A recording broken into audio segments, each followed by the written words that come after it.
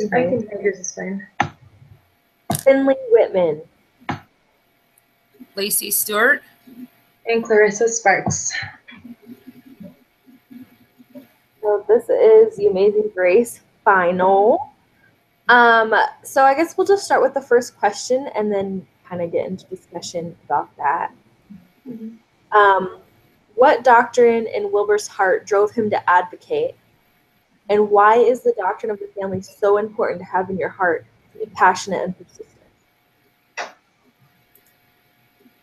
I guess something that I thought was really, or like that really stuck out to me was how haunted he was by the idea of slavery. Like he even had like visions or like dreams about it that he would just be like, oh my gosh, this is like involving all of me.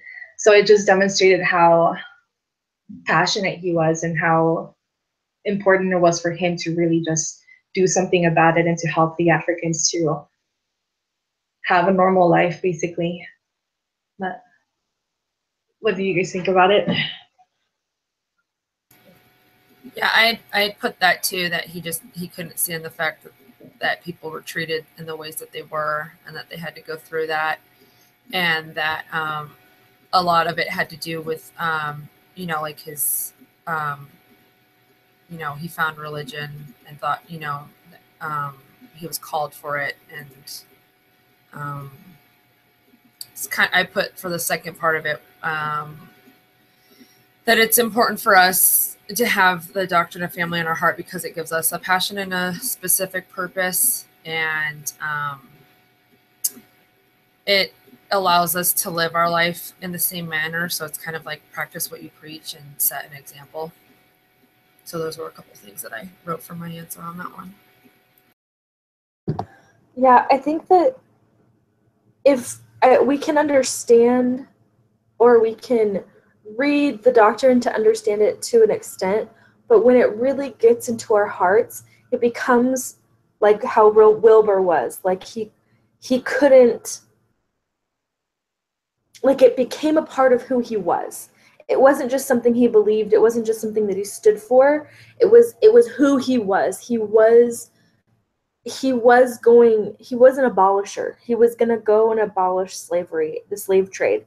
And I thought that was so cool. Like when the doctrine of the family gets into our hearts, it becomes something that's a part of us. It's not just something that we gained an education for. It's not just something that we understand, but it like wells to our soul, kind of like the gospel, a lot like the gospel does. And it becomes like a way of living. Like the way we act, the way we speak, the way we talk to our kids, the way we talk to our spouses, the way we treat our family members, it all happens because of what we know of the doctrine of the family. And as we talk to our friends that may not believe the same things we believe, we will have no problem explaining to them why we believe. And we might have some insecurities about it, but when we have it in our heart and we're passionate about it, we'll be able to convey that message in a strong way to help other people understand. And I think that's why it was so important that he was passionate. He knew that bad things were happening. He knew that all these things were wrong, and that he had to be the one to make the change. And so he made changes in himself so that he could make the change in that nation. And so I think the same thing for us. It goes beyond a hobby or goes beyond a degree. It becomes who we are. And that will help us drive this even when it gets hard. Like it'll help us propel forward even though we may come into conflict with people, and we may find that, after all this hard work, nothing's really been done yet. But as we keep pushing forward, we can hang on to that. This is the truth, and this is right. This is something that we have to be a part of. I really like that too, because one of the things that I gained from Wilbur's experiences, I guess, were that he just had charity, and that was his thing. Like even when he was like, I don't want to do anything today, I just want to lay out here and look at the grass and do this and blah blah blah. Like he would still let people come in that needed food, and they would just be like, oh, just give him something to eat. It's okay. So it didn't matter if it was just slavery. He was just a compassionate person and wanted to help all people.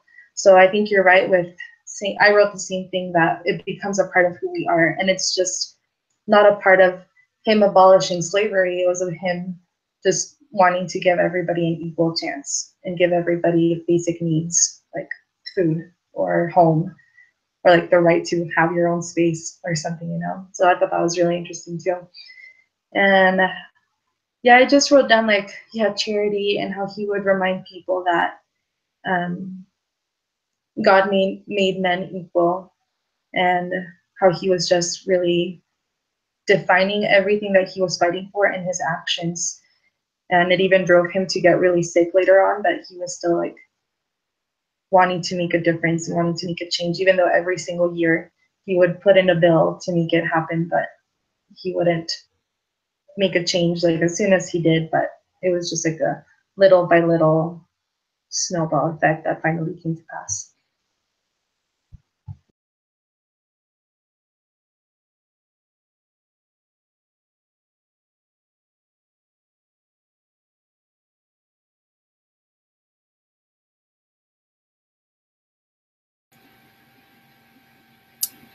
Do we want to look at the next question?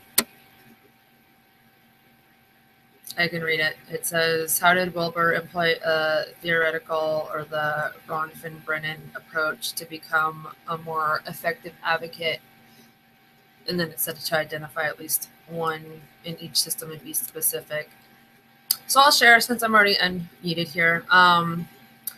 The first few I kind of either put like a microsystem or the mesosystem, because those, it just kind of depends on which like chart you're looking at. They kind of get kind of blended, but I put that he worked with his peers, so like John Newton, Olda, I'm probably going to totally mess this name up, be quite, I don't know, Hannah More, Thomas Clarkson, so and their personal experiences with the slave trade, so he used those things to in accounts to advocate.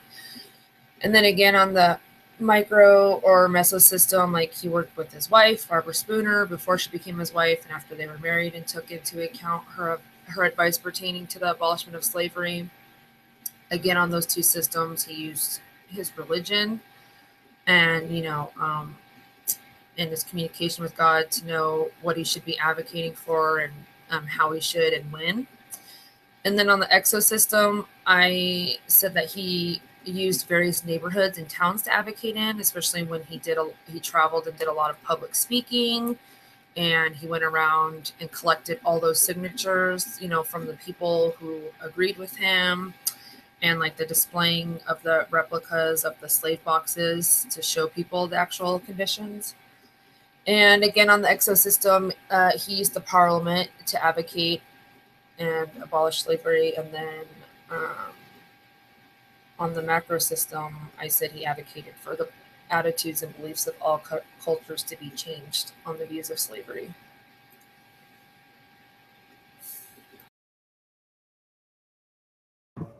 One thing that I thought was interesting is that how these individuals were placed in his life in like such a strange way. Like, it wasn't like he's like, I need to go find a person. I need to go find a religious person that's going to help me. I need to go find a member, like I need to be friends with the prime minister to help me. I need to, I need to find all these activists that are going to help me. He didn't go about it that way, but he was introduced to and friends with certain people that brought these other people into his life, and that helped him, make changes on each of these levels. And for the individual, I put that he found things within himself that needed to change. Like, he found God, and he found he gave up gambling, and towards the end he gave up that medicine that was altering his emotions and feelings and stuff, so that he could then be a better advocate, so that he could feel more for those people. And he gave up gambling because it was a waste of his time. He had better things to be doing.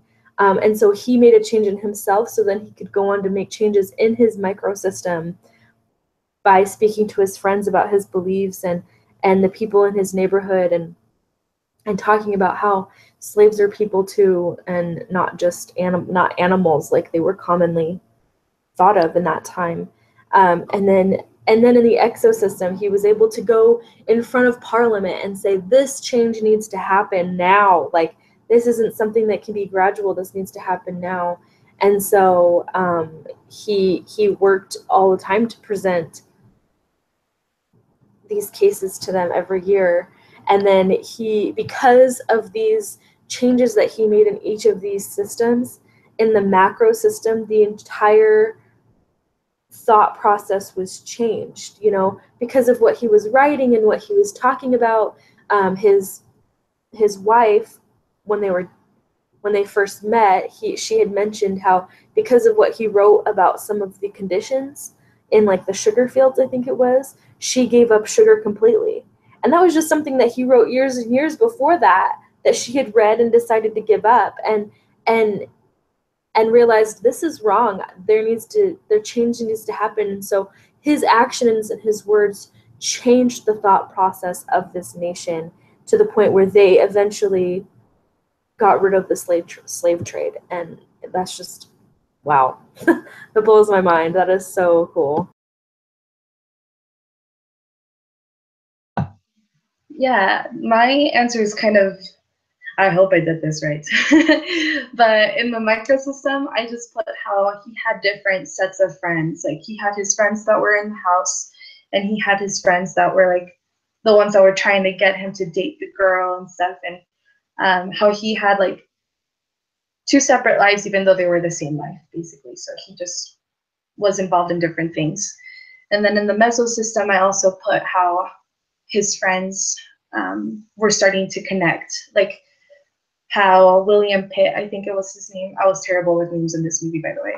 So his name, or William, how he was later on invited to like the wedding, and how he was able to connect with his other microsystem, which was like in his personal life, and how that also connected with his life in like the house, or how it connected with all of the different people he was involved with.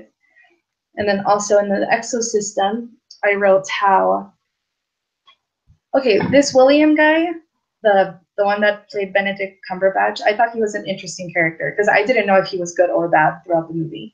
Because he seems like he was good, because he was like, okay, I'm helping you, like, I want to abolish slavery as well. But at the same time, he wanted to be prime minister so bad that he didn't want to make that big of a change so that he would like get hurt by it, if that makes sense. So I put how he was kind of hurt by that, and how let me just read it out, because I don't think I'm explaining it that well. So I said, I think in the system it is important to show off how William had an impact on Wilbur and his movement. William had said that he wanted to help abolish slavery, but he also had a desire to be the prime minister, which in the end hurt Wilbur, because he didn't want to do anything that would deter him from getting what he wanted. So it was just like how it affects Wilbur, even though he's not directly in the house at that time. Like, he's not the one being in the prime minister movement, but that is hurting what he wants to do, basically.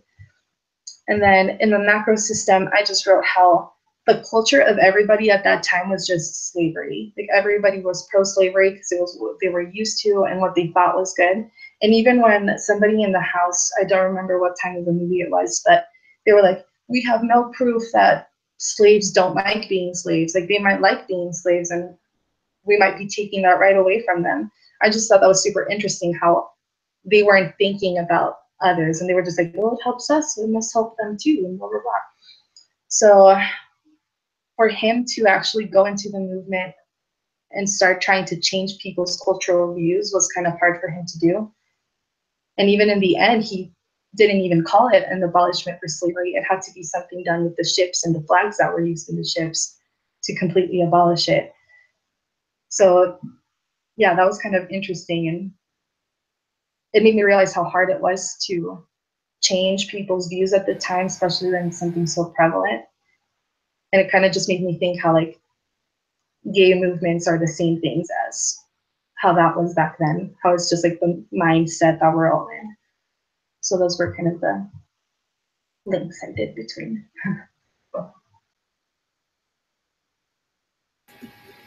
Yeah, it was really interesting, like with what Finley said. I just thought it was interesting how all these groups of people kind of just presented themselves to Wilbur. Like at first he was not even interested in wanting to do this. And then like that night, like Hannah Moore and all them like came over and with the slave and just, or the former slave, and just kind of was like, here's the actual condition and you have to do this.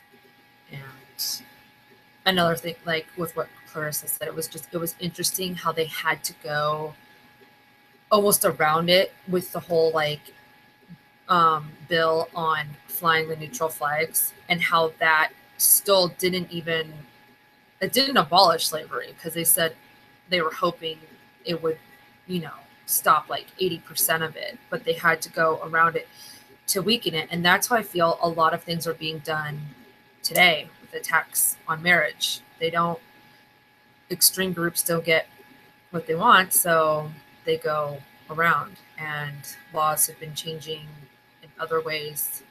And I feel like they're kind of trying to do that. They're kind of trying to break it down slowly around, and they're trying to basically do that. I wrote on for one of the questions how I viewed it with slavery today. It's kind of, there's many forms of it still. It's kind of like a modern day slavery with different bills and attacks. And I feel like certain groups are trying to kind of enslave us with what they want done. So, yeah.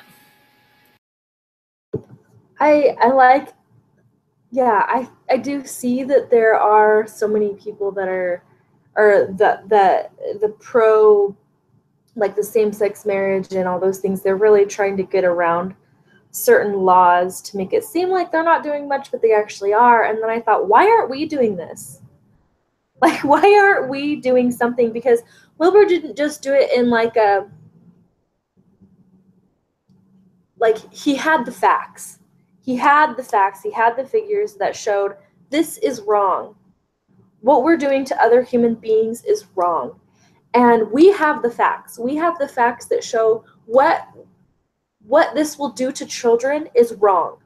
What this will allow for future laws and future relationships is wrong. And we need to figure out a way to make this, to stop this. And so I thought, in what way can we kind of do a same thing where we can inspect the ships with the neutral flag and make a law where, it doesn't directly attack or attack abortion, but it does it in a way where we have all these facts. Like, for example, for abortion, we have all these facts that babies are humans, even though they're not born yet. They're still alive. And then we make something that pertains to it, but it's not a direct thing, where it's like, you have to have this sort of documentation to warrant an abortion and blah, blah, blah. So then people can start seeing, wow, this really is killing a life and things like that. And so I just thought, man, that's so interesting. Why don't we try to do something like that, where we can kind of get our foot in the door to where it doesn't feel like an attack, or it doesn't feel like bigotry or whatever to the other side, but that we're still getting something done. We're still seeing baby steps taken. And I'm sure things like that are happening, but just it's a good way to really get things done, I think. And so I hope that we can find a way to do that where, people can start understanding, oh wait, this is wrong. This isn't something that we should be doing to children, or we should be protecting marriage.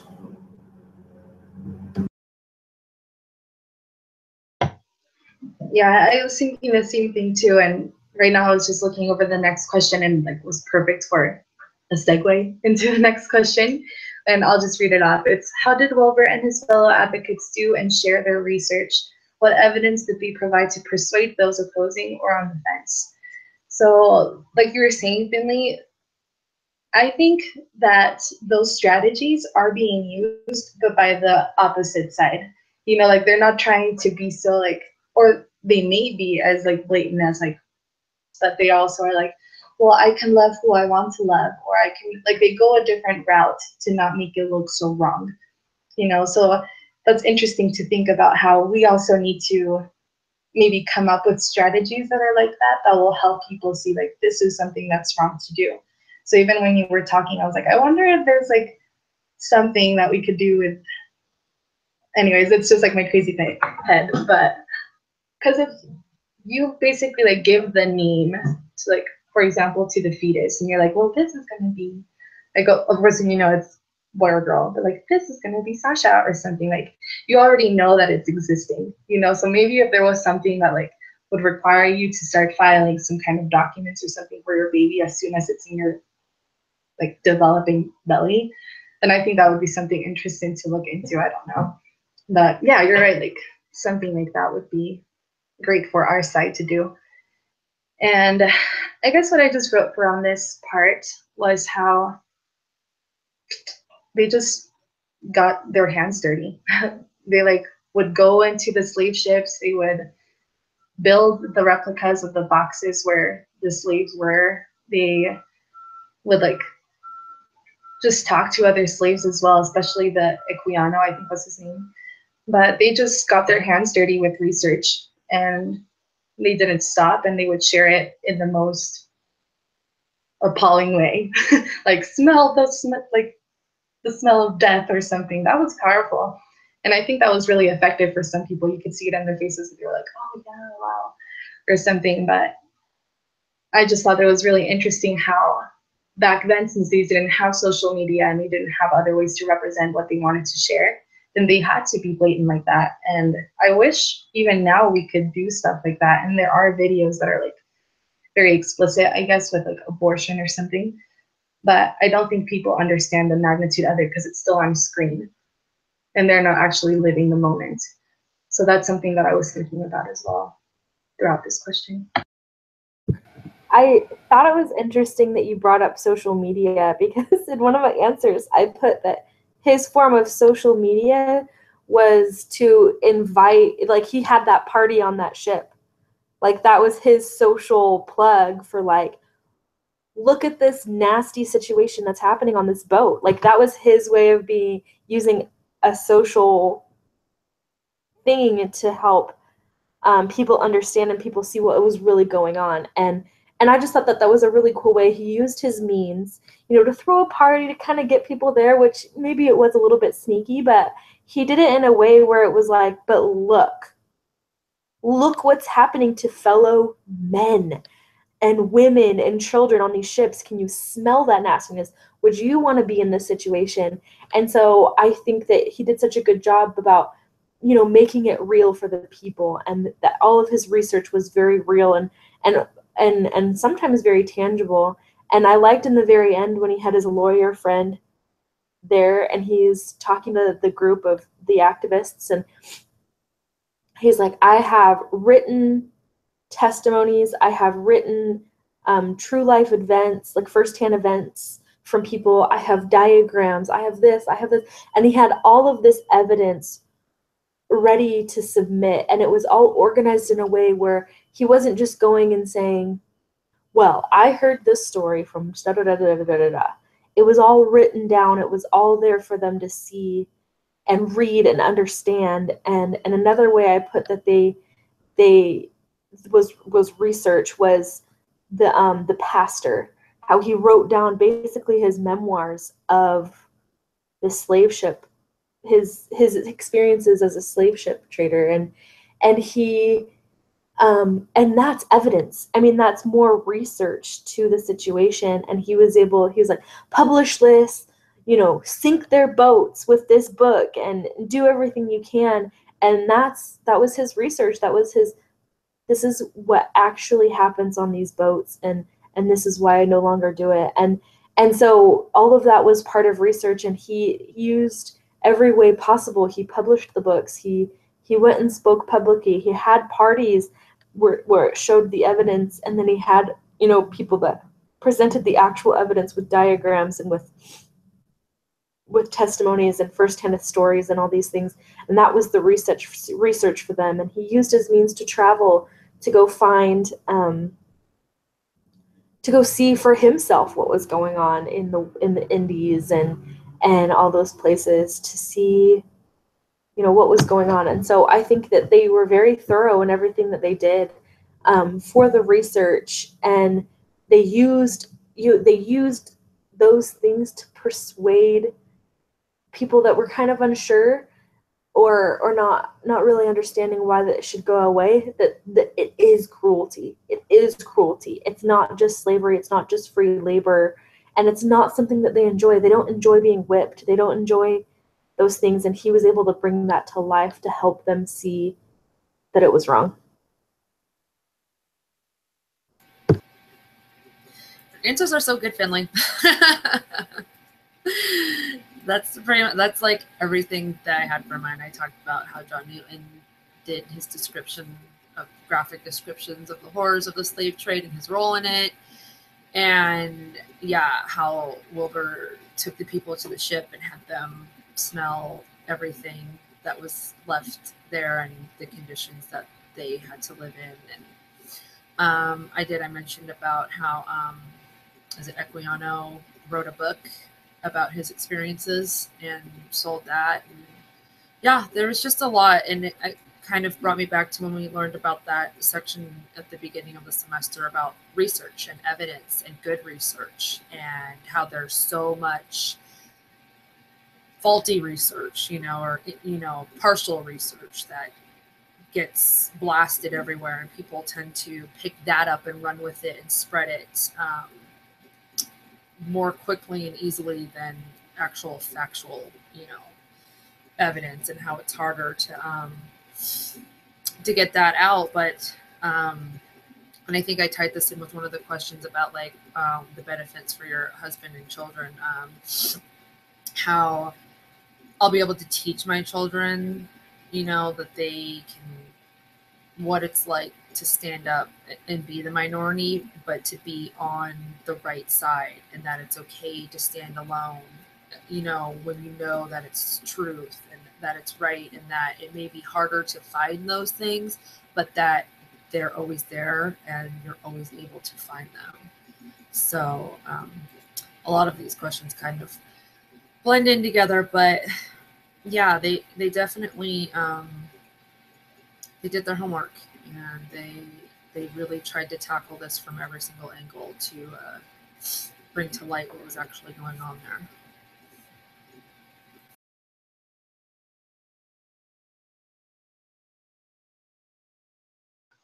Should we move on to the next question? Okay.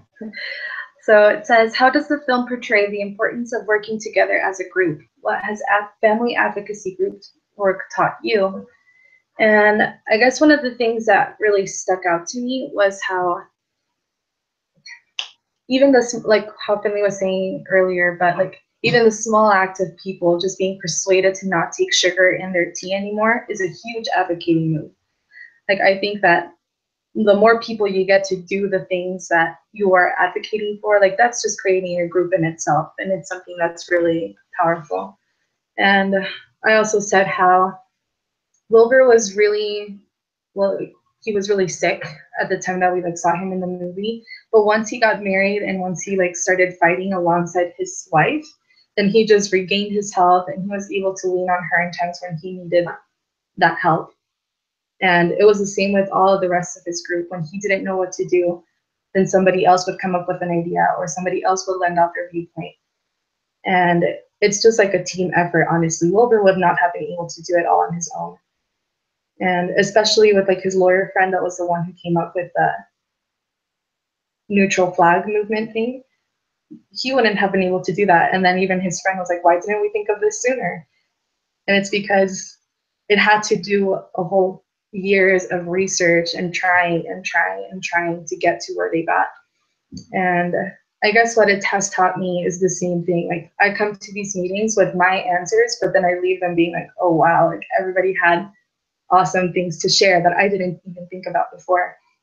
And it's just things that you write down what to, or want to do later on, and that I wrote in my journals and that I know I can use later on as well. So it's not just what can I do, but it's more of what can we do as a whole to make a bigger impact. Yeah, I really like how we do come to these meetings, and we all have many things that are similar, but even with those things that are similar, we have different takes on it. Like, so I wrote about the importance of working together in this film to show how different people bring different ideas to the table, like what you were saying. And I brought it back to, and I used the example when the man brought up the idea to change the neutral flag law. It allows us to see the gorillas. Remember the gorilla movie or video that we've missed? It allows us, we all see things from different angles. And so when we work with others, it allows for opportunities that wouldn't normally have arisen. And I love that it allows people who it bridges people together. It allows people who are experienced with these things to jump on board, but it also allows people who haven't personally experienced these things themselves to still be a part of it, and to still to show that they're still helpful.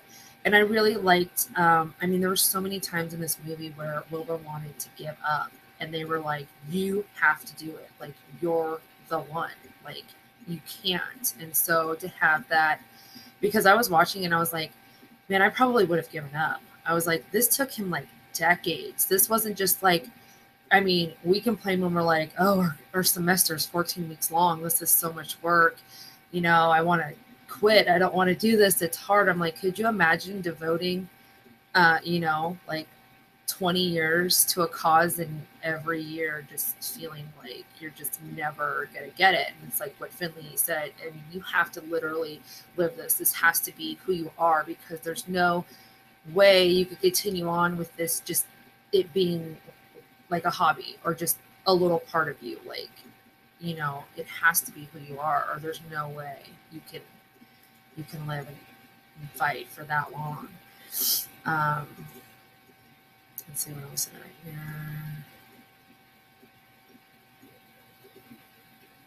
And then I talked a little bit about like kind of what we talked about too, with like the technology and traveling, how it allowed people to kind of work together and link up that wouldn't normally be able to, and kind of how it's crazy to think, 200-300 years ago,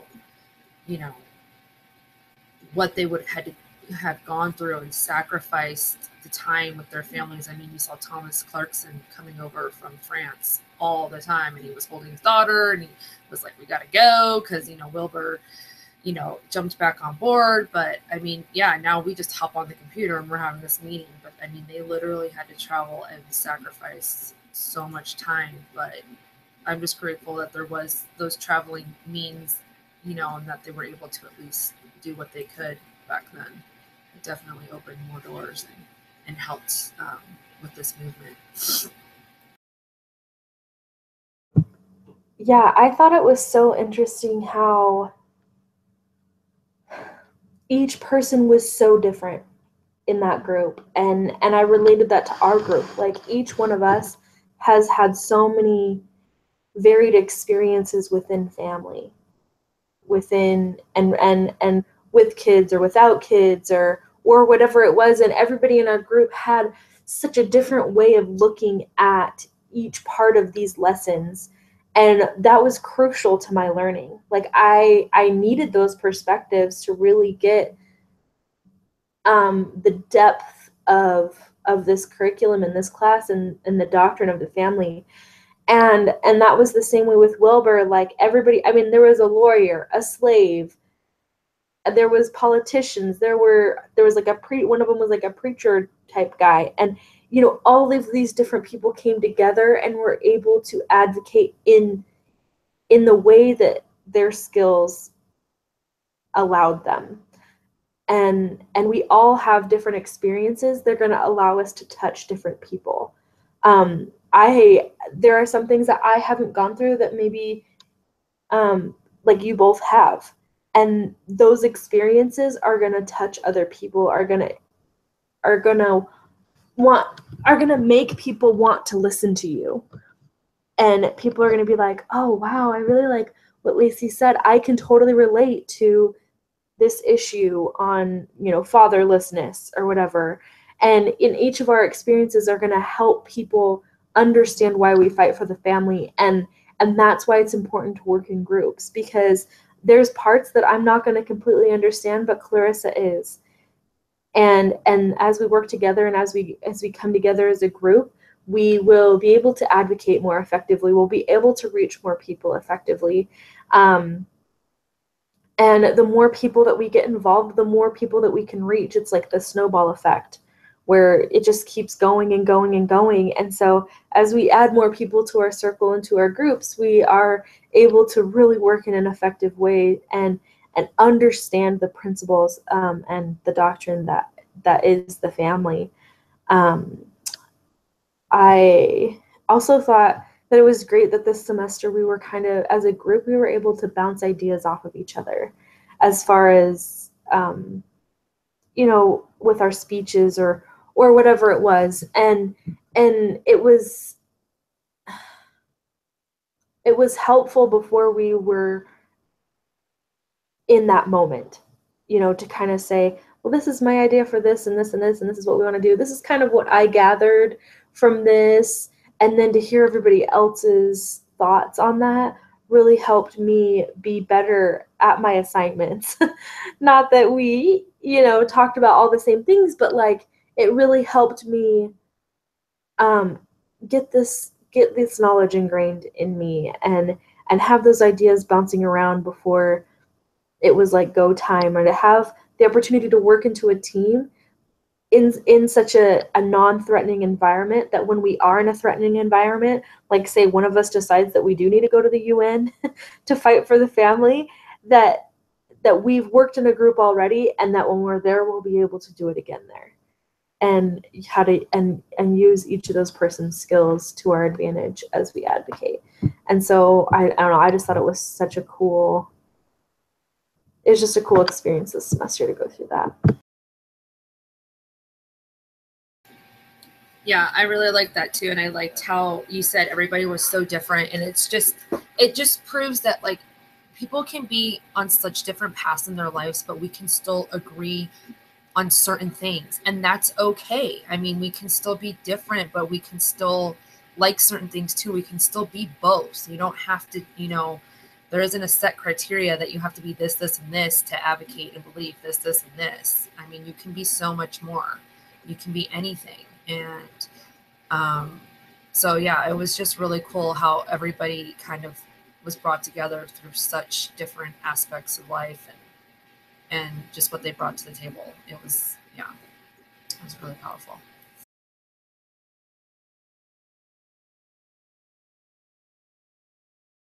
So I'll go ahead and read the next one, because I'm interested to see what you guys thought about this. What parallels do you see between Wilbur and Captain Moroni in Alma 46? What is a Christian and professional family advocate, and how did Wilbur exemplify that? How can you be effective and Christ-like against such loud and often degrading voices?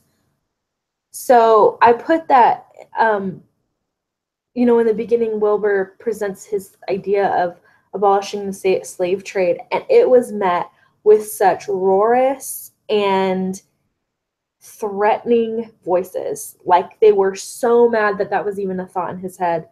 And the same with Moroni. He was met with these literal battles that he had to fight to protect freedom, and it was hard, but they both remained determined despite the negativity, despite the fighting and the words and all these things. They remained determined and knew that their goal was to fight for liberty. Each of them in different ways, but liberty nonetheless. And I think that, it talked about in one of the sections in our book that we need to understand the doctrine before we can understand the secular. And I think Wilbur did a great job of that, where he came to God and he understood that man was created in God's image and that they are sacred, and that they needed to be, no matter what race or whatever, they needed to be treated like man and with respect. And then he went in to the logistics of everything else after he understood the doctrine.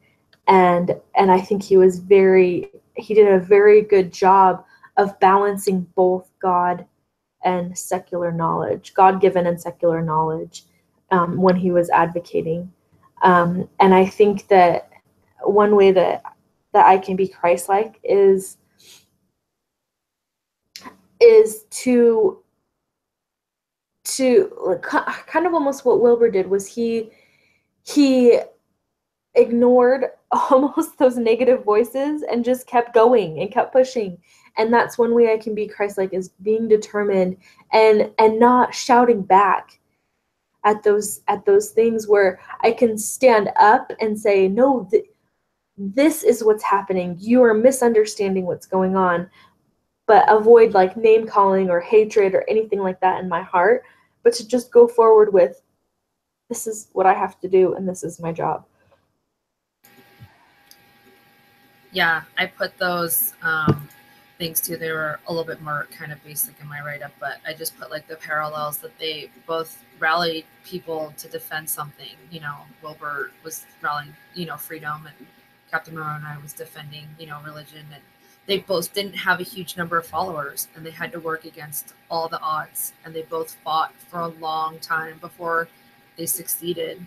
And then for the second part, I just said, you know, a Christian is someone who believes in God and God's will, and a professional family advocate is someone who brings knowledge and educates others on the importance of family matters. So they to be, you know, it both focuses on family and brings it together. And I said that Wilbur exemplified being a Christian by not giving up, because he knew his work was called on from God.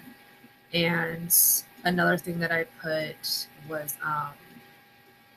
how he exemplified this is that he was like a mediator between the people and the government, or the parliament. I mean, he really spoke for the people, and it was really kind of moving during that one part when the guy was like, you know, well, how do you know like, what the people want?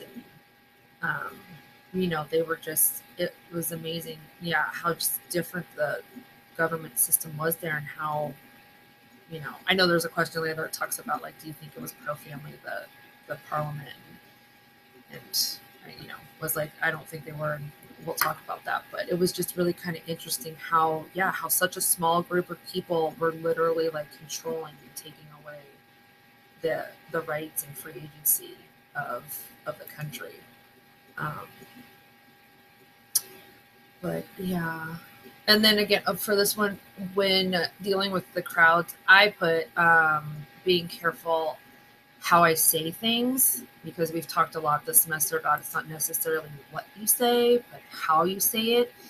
And I really loved how Wilbur was never violent. He was never vindictive. Like, I got a little emotional at the end of the movie when they passed the law finally, and the guy spoke about Wilbur's character and how he did all of this like with a clean slate. He's gonna like go home tonight and sleep, and he has no blood on his hands, no guilt. And I was just like, wow, he really did do all this like in a good way. There's nothing that he has to regret.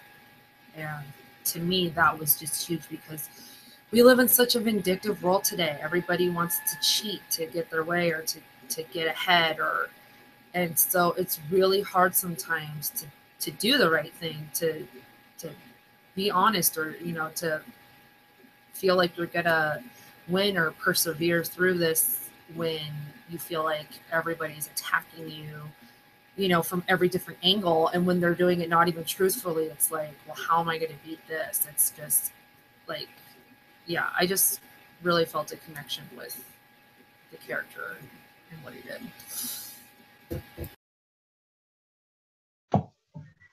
Yeah, I basically have everything you guys have. But I guess that one of the things that I wrote as well is that specifically in verse 34 of that chapter, it talked about how Moroni had been selected to be the voice of the people. And that is how I feel Wilbur was as well. Like you guys said before, you were like, no, you're the one that needs to do this because you can do it. And so I just feel like that was a really big contrast between Moroni and Wilbur, and how they could have done it. And I just spoke about how Wilbur was a true captain and how he literally, like, anything that would happen, he would just take the hit and he would just like reform a different way and how to like come back and be stronger that way. And he never gave up, like you guys said. And even though he did have a small people on his side, like he was able to gather more and more throughout the years. And I think that the best part of the movie was when like that guy, I don't even remember his name, but he was like the Lord Fox something. He played Dumbledore in the Harry Potter movies. That's all I know. Is that when he stood up and he went to sign the Parliament or whatever it was called, that paper that Wilbur had brought in with all the signatures, and he stood up and everybody was like, "Oh, traitor, traitor!" But like he just kept gaining more and more people that were also strong and had more influence with other people. And I guess like the way that I thought it was like Christ-like is how both of you said, like he never was aggressive with anybody. He always was kind of in a, of course not like super peaceful, but he found peace somehow in other ways. And he was able to always just, even though he did raise his voice, sometimes he kind of had to because everybody else around him was like, whoa. So he was forced to kind of do those things at times, but he did it in a way that he wouldn't offend others. And even if he did offend others, I feel like that's something that Jesus Christ would do as well. Like he speaks the truth no matter what. And that is something that Wilbur did as well. Like he didn't hold back. And that's something that I think, like I said, Jesus Christ would have done at the time, even though it was hard to do, especially with people of influence at the time. But he had no fear. And he knew he was a man of faith. Like he was a man of God. So he knew that he had something to fall back on and kind of rely on at these times. So. I love that. I love that you brought up the Fox, the guy that signed. I was like, that would so be me. I just love the way he walked into their meeting and was like, I think I'm gonna join your side. I kind of want to see how this rolls out, and like he was just kind of trying to stir the pot a little bit, and oh, it was so classic. I was like, that would so be me.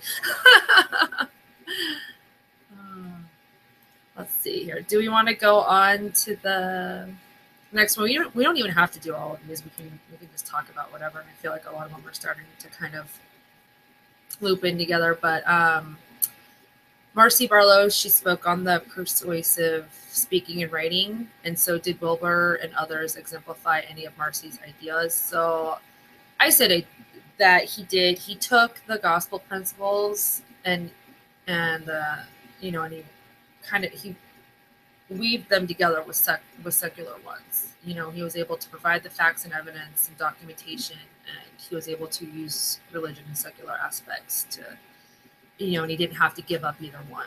And I just kind of wrote about how he used personal stories, so the story of me, to help with authenticity and allowing others to find him credible and believable and to resonate with them.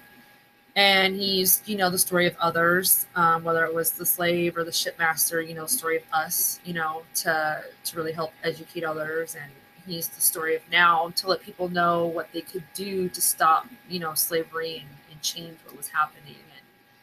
And I said he was invested in his own personal opinion. So again, he lived a life of example. He didn't own slaves. He didn't do any type of business that would support slave trade. He gave up playing cards when that guy was going to bet the slave as part of, in exchange for money. And I said he was, authentic, and he never acted or spoke like something that he wasn't. Wilbur always spoke with a conviction. He always advocated with kindness, So yeah, just a lot of things that we kind of already talked about. I like that he used a lot of narratives, like with the ship, and that was part of her thing is storytelling, and I think that he used a lot of those things. The lawyer used the story of the woman and the child being whipped and saying, "Don't worry, there's Prince Wilberforce is going to come save us, or King Wilberforce is going to come save us," or whatever. And those are very convincing. And obviously that wasn't to the opposition, but it was a very convincing way. It kind of relit their fires to go keep fighting and go keep pushing for these rights. But yeah, he used a lot of narratives. He used the narratives from his priest and his experience. And he used with the ship and the boxes, like we talked about before. He just used all the resources he could to help convince people. And in the beginning, when he wasn't thoroughly convinced about whether or not he should step in and advocate and fight this war, those people came and dang it, I can't remember his name, but the guy, he was a slave before, he brought out the chains and showed them how, him and the other guy, the French guy, showed them how they went on his neck and on his arms and on his legs, and how he was branded on his chest. And those are all very effective ways to persuade people like, this is not a good situation. And so I think he did do a lot of the things that Marcia Barlow had talked about. Yeah, I really wish that they would have used Equino like more, and really kind of, I was like, why is he not like standing in there being like, look at my chest, why are they not carrying these shackles in and having some of the guys like put them on, you know what I mean? I was like, they probably would have been kicking me out, but like, I don't know. So did everybody answer on that one? Clarissa, did you answer on that one? I feel like I'm jumping. Okay. Okay, yeah, not yet. So I basically wrote the same things that you guys did, but I also wrote on how the people in the actual house were also very skillful, persuasive speakers. So you can either be a really good persuasive speaker for like the good side or for the not so good side. So the people also, I think it was more of like the story of me, just like how slavery benefits me, how it affects us. And even though they didn't have a lot of research, they just based themselves off of like their experiences. And they didn't want to listen to Wilbur's stories because they knew that maybe he was right, but they didn't want to change their ideals. And so I just kind of just, besides what you guys all said, is how even the wrong side can have like a persuasive side to it, even though it's not the right side. And we need to be careful about it and be like smart about how we go about persuading people. So Lacey, I think you're completely right. And maybe having brought Equiano and having them like show his chest and show them the shackles, just like the French guy did. And I think that would have been impactful at least, and would have done something at the time. But maybe there's a reason why they didn't do that. They knew something wouldn't have worked at that time, that we don't have like the whole story. Maybe they did and they wrote it out for the movie. Yeah. I did a little extra research and I found something. I'm like, so I don't know. It all goes back to evidence. Like, for instance, I read on Wikipedia, so don't know how true it is, but you know, Hollywood has to cut stuff out from movies. Wilbur never stopped taking opiates. It said that he took them for the remainder of his life.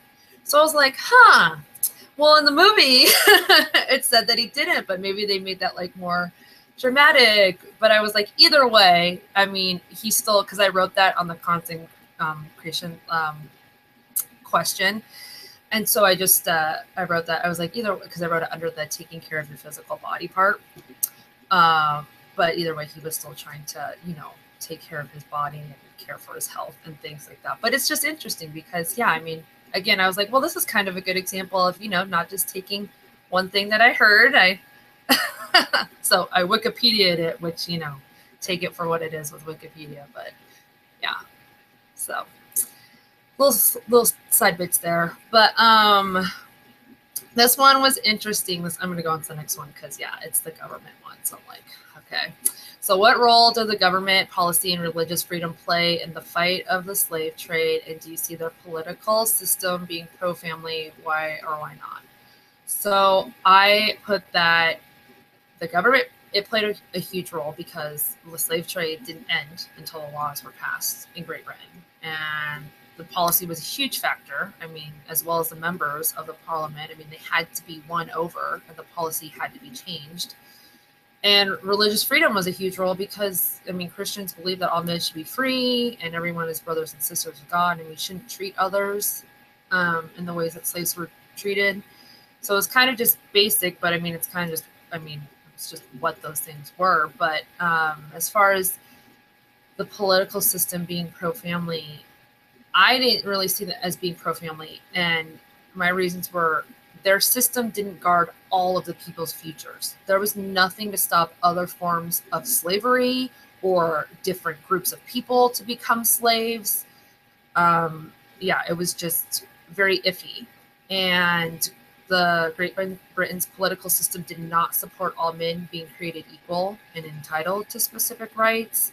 And the system didn't support what the people wanted. It controlled what was done and took away the people's free agency.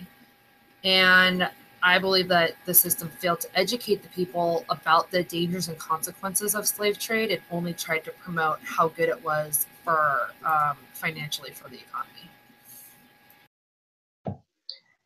I also thought that I played a lot of devil's advocate for this question because I was like, I can see where the government was coming from. Like, they were comfortable. They knew what they liked. They knew what they wanted. So they didn't want to advocate anything against it because it was their lifestyle. And so I said, the government maybe thought that they were being pro-family, but they weren't, because they were tearing apart African families. They were separating the kids from their parents, and they were even separating spouses. So even though they might have thought they were doing something good, obviously it wasn't. And also, like I mentioned again, how they thought they were doing something benefiting the Africans, and how they were like, well, he only had 3 chickens, and then I brought him to my land, and he has everything I have. But he doesn't really have everything you have because he's your slave, and you're just giving him scraps of what's left over for you, basically. So, yeah, I thought I did a lot of both side thinking for this question, and I wrote down both of them. And also, I did the same thing, how they might have thought that African people didn't have rights or even souls, and they proved that by letting other people brand them and making them their property rather than actual human beings. And yeah, just how I also like linked it how the government is today. And even though everyone has different opinions, like everybody in the House votes as a whole, like they do here. So it depends on whether you have majority on this side or this side, but something gets passed. And it's just whether or not we can make the proof or like the evidence that one side is better than the other, kind of a thing.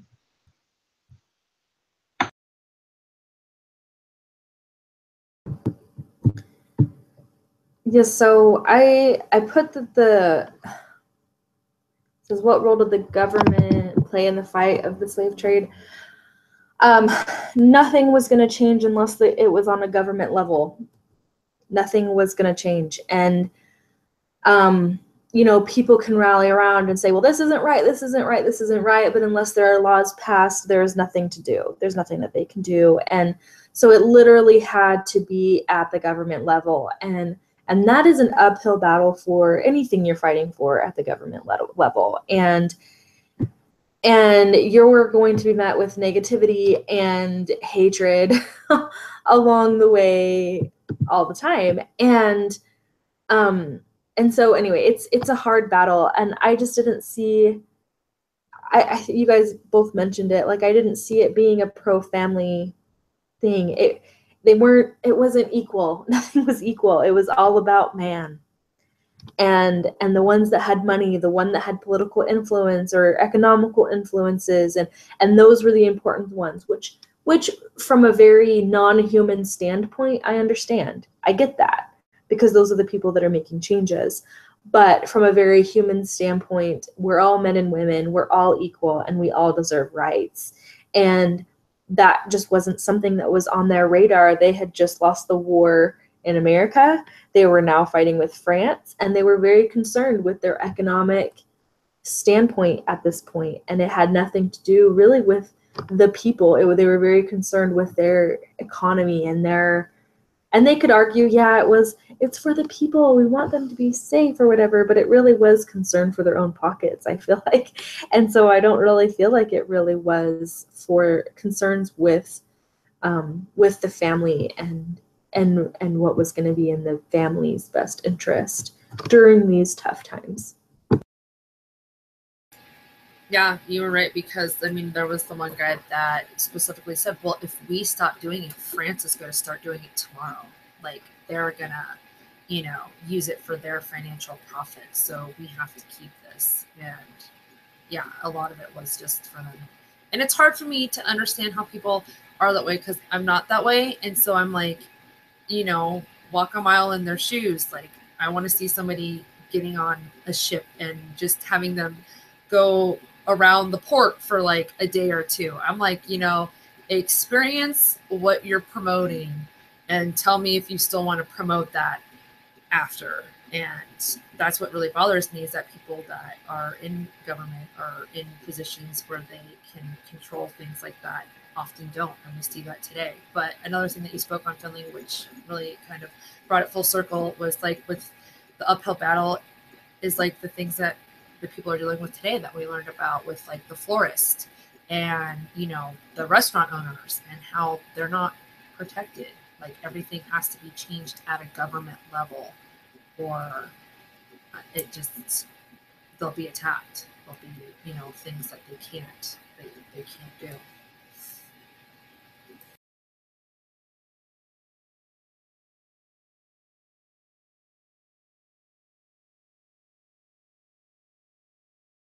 Okay, let me read the next question. Let me make sure I got the right one. Okay. Do you feel that Wilbur used his time on earth well? How do you see him showing the elements of consecration that Elder Christofferson spoke of? So I think that he did. I think that, you think about the promises we make in the temple and with our covenants, and we basically covenant to give our time and talents to the building up of the church, and our resources. And his depleted resource at one point was his health. And even though that was a struggle, and I don't know if you know anybody that has colitis, but it's not an easy thing to deal with. It's very painful, and it's very hard to stay strong, because you do get very weak. And even through that pain that he was going through, he remained true to the cause. And even though he got to a point where he was like, I don't know if I can do this anymore, I don't even want to talk about this anymore, Barbara came in and was like, what are you doing? Get your butt back in the game. You have to do this. This is your calling. Like, take care of this. And so even when he felt like giving up, he did push forward, and he did consecrate every bit of his time and his money and his efforts to this cause of the abolishment of the slave trade. And I saw when he was struggling, he was given a person that was going to help him. He was given a person that was going to keep him pushing through. And part of Elder Christofferson's talk, he kind of talks about quietly doing good things. And even though I wouldn't say Wilbur was necessarily quiet, he didn't take any of the praise for himself. It wasn't like, look at me, I'm so great, I did this thing. But it was like he said in the end, that guy said in the end, Fox said that, people like Napoleon go return home with these parties and these feasts and all this grandeur, but Wilbur was going to return home and go to sleep and have a very normal night. And that part to me was quietly doing good things, was that he didn't want plaudits or praise or whatever, but he just wanted to do good things. And I'll let you guys talk, but there's a quote that I want to read you guys after we're done that, like, I feel like perfectly exemplified Wilbur and his efforts. So if you don't mind, I want to read that, but you guys can go ahead and share.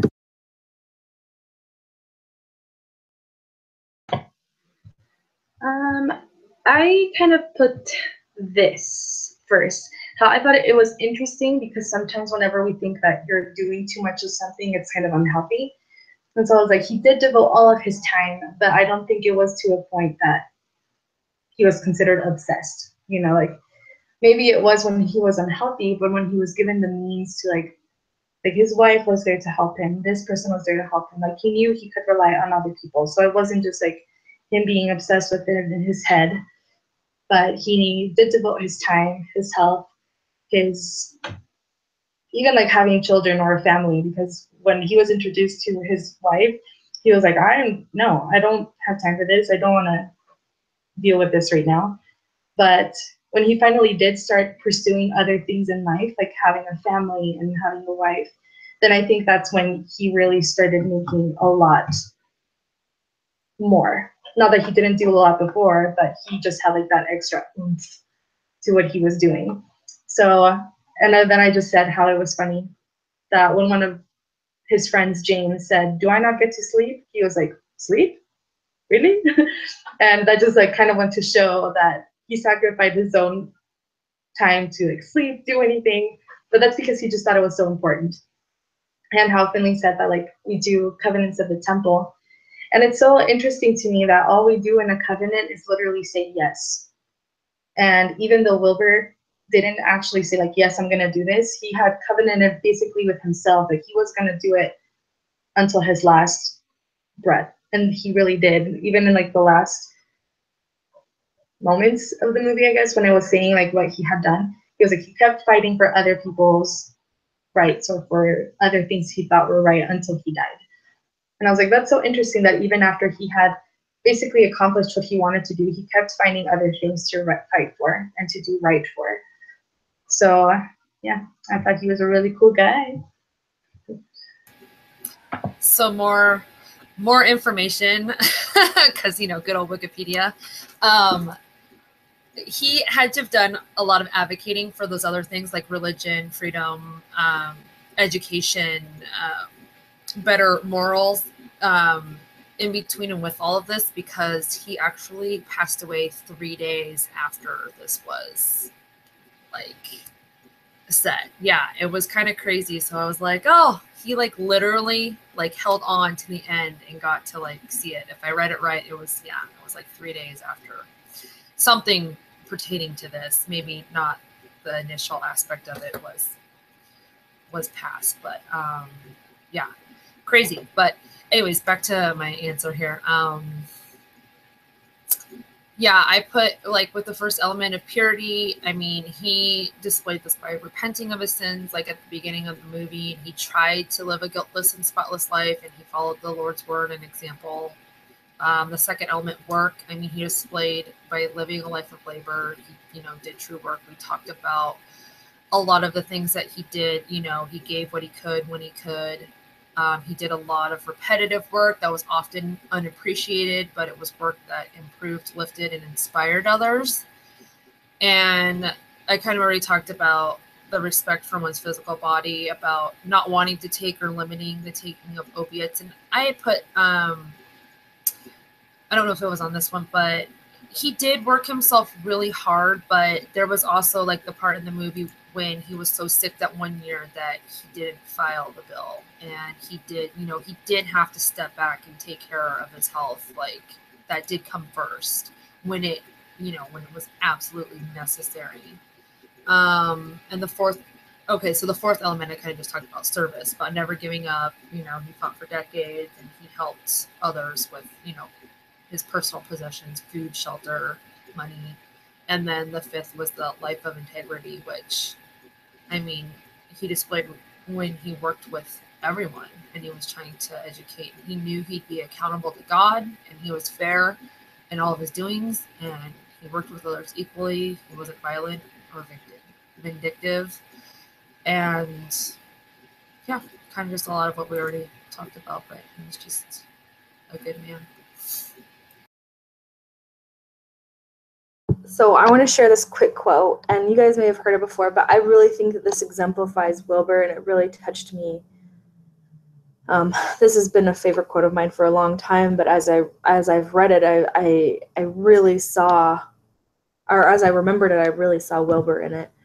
And it's called The Fellowship of the Unashamed. I am part of the Fellowship of the Unashamed. The die has been cast. I have stepped over the line. The decision has been made. I am a disciple of Jesus Christ. I will not look back, let up, slow down, or be still. My past is redeemed. My present makes sense, and my future is secure. I am finished and done with low living, small planning, smooth knees, colorless dreams, tamed visions, worldly talking, cheap giving, and dwarfed goals. I no longer need preeminence, positions, promotions, plaudits, or popularity. I don't have to be right, first, recognized, praised, regarded, or rewarded. I now live by faith, lean on His presence, walk by patience. I am uplifted by prayer and labor with power. My face is set, my gait is fast, my goal is heaven. My road is narrow, my way is rough, my companions are few, my guide is reliable, my mission is clear. I cannot be bought, compromised, detoured, lured away, divided, or delayed. I will not flinch in the face of sacrifice, hesitate in the presence of the adversary, negotiate at the table of the enemy, ponder at the pool of popularity, negotiate at the table of the enemy. Meander at the maze of mediocrity. I will not give up, shut up, or let up until I have stayed up, stored up, and paid up for the cause of Christ. I must go till He comes, give till I drop, preach till all I know, and work till He stops me. And when He returns, He will have no problem recognizing me. My banner will be clear. And I just thought that he really did his best to make sure that, you know, Christ knew that who he was, or what he was doing, and he was done with low living. He was done with those things. He wanted to be more than that, and he worked really hard for that. So anyway, I just saw that and thought of that, and how when we give up those, when we sacrifice those things of wanting to be popular, or when, you know, or, you know, thinking that we can't do anything, when we let go of those things and just push forward, we are on the road to discipleship, and we can advocate better for the families and children that we need to.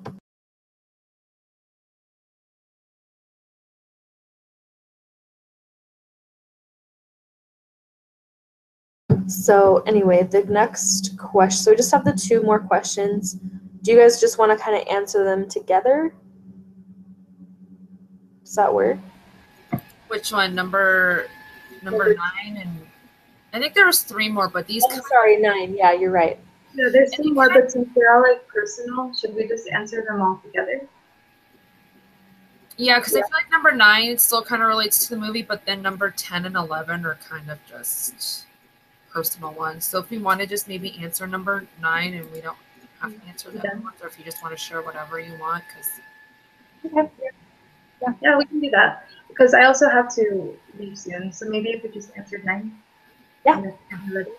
Okay. So I will go ahead.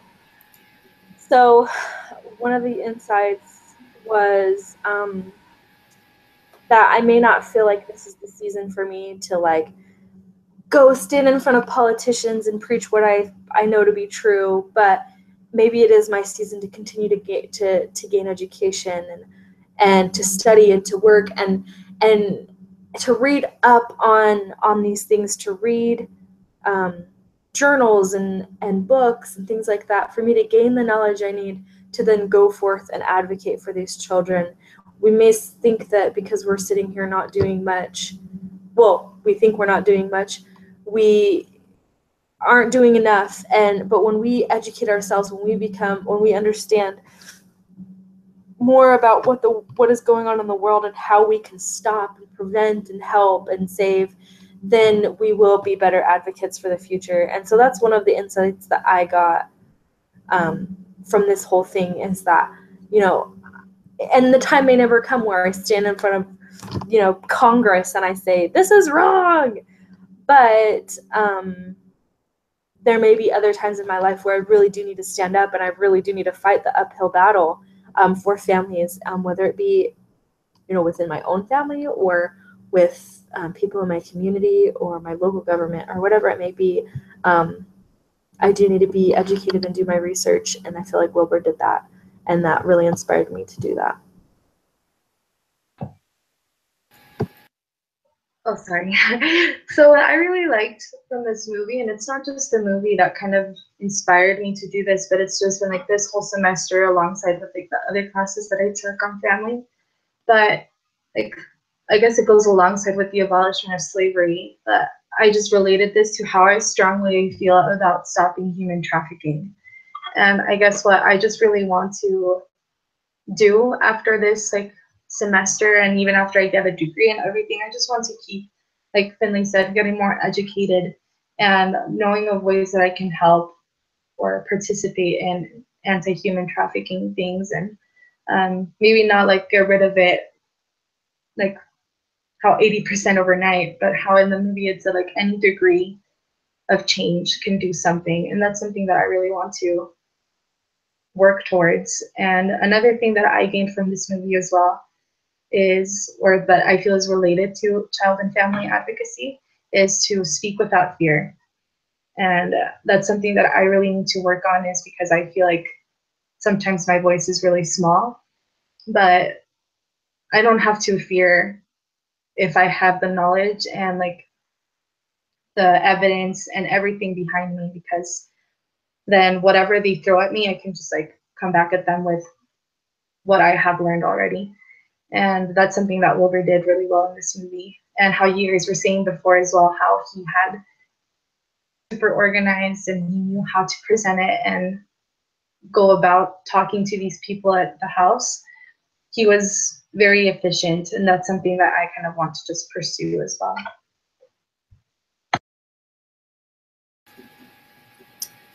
Yeah, I put that he like the movie kind of, it just reminded me of a lot of things that we kind of either just take for granted or we forget when we're, you know, in the midst of things. And so this movie showed me kind of what a true example of perseverance looked like, because there was so many times that Wilbur wanted to give up and he had good reason to, but he didn't. And so, you know, as a family advocate, I'm going to have to persevere during many times when I'll want to quit, but it's going to be during those times that it's going to be most important to continue on. And the movie was a reminder to me that changes don't come easy, and that, you know, people really do have to work and advocate together.